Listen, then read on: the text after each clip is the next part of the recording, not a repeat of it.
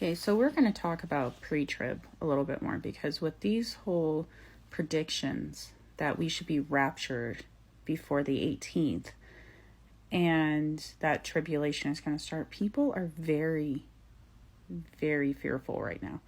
I mean, I've had people come forward and tell me that they're really, really scared that they're going to be left behind and they're going to face, the 7-year tribulation and this apocalyptic event. Well, let's go ahead and talk about that. Okay, so first, we need to remember that God's thoughts are not our thoughts. His ways are not our ways. Our imaginations go wild. Even when we read the Bible, our imaginations can send us into the wrong understanding. And that is exactly what has happened when it comes to the tribulation and the book of Revelation. So pre-trib started as a human understanding of the Bible, right?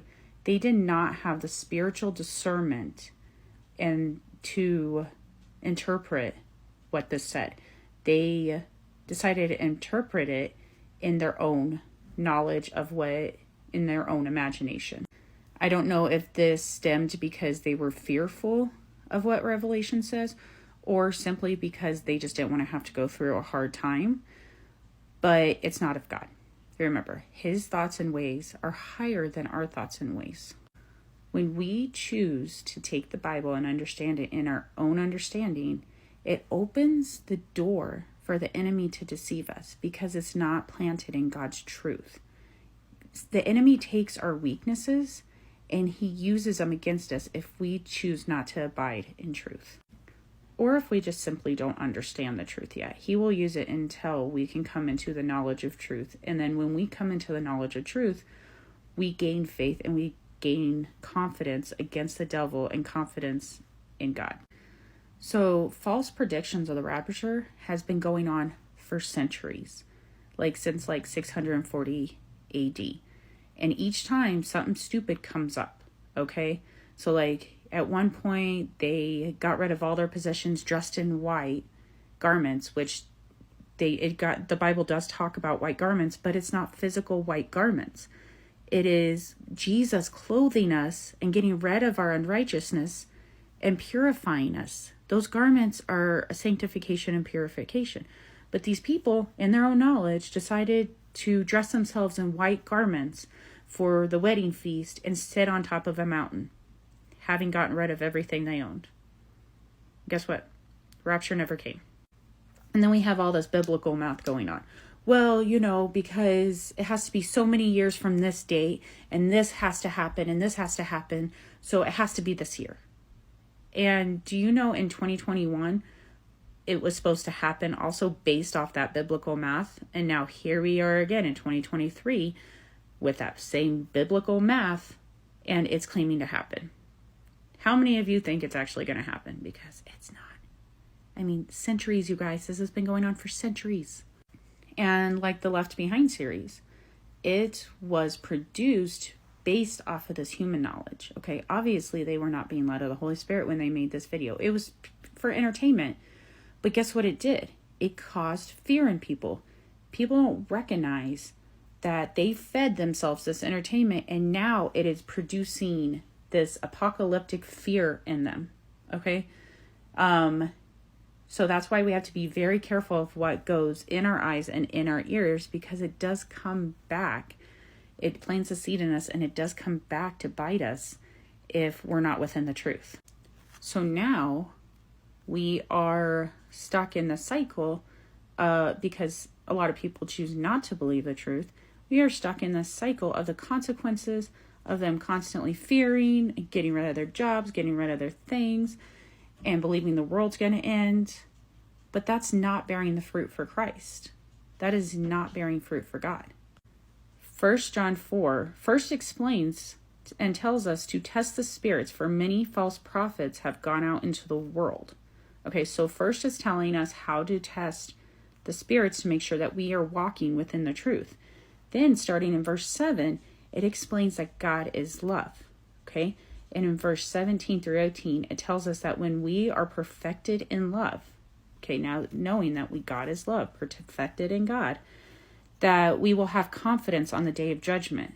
So we shouldn't have fear when judgment comes because we should be perfected in God, right?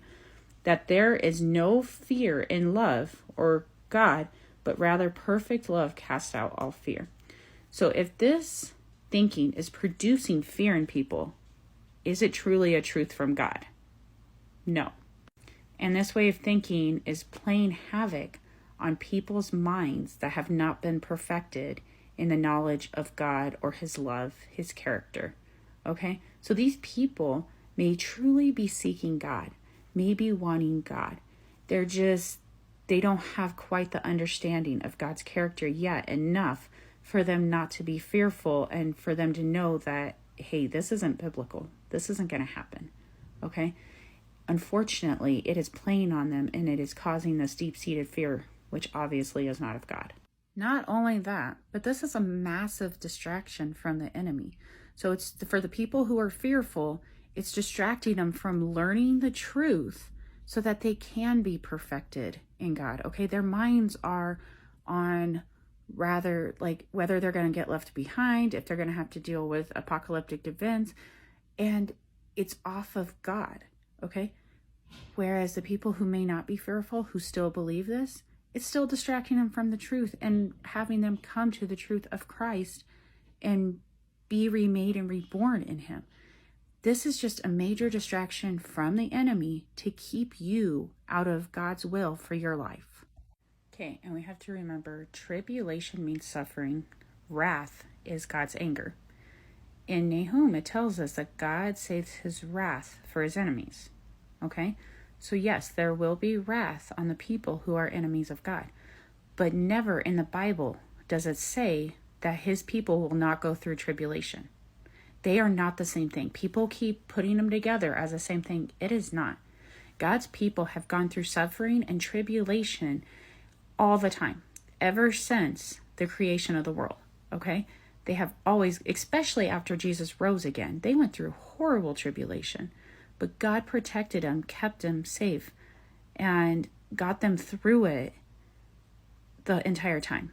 So really, we lack faith when we say, oh, we don't need to go through tribulation. God would never put us through tribulation. We go through tribulation, but we need to have faith that God will get us through it. And it is imperative that we are led of the Holy Spirit because he will lead us around attacks that happen or around circumstances that happen. You know what? If there was an attack on a certain state, if the Holy Spirit would be like, okay, it's time to move to this other state, would you be willing to just get up and leave everything and move, but him not tell you why?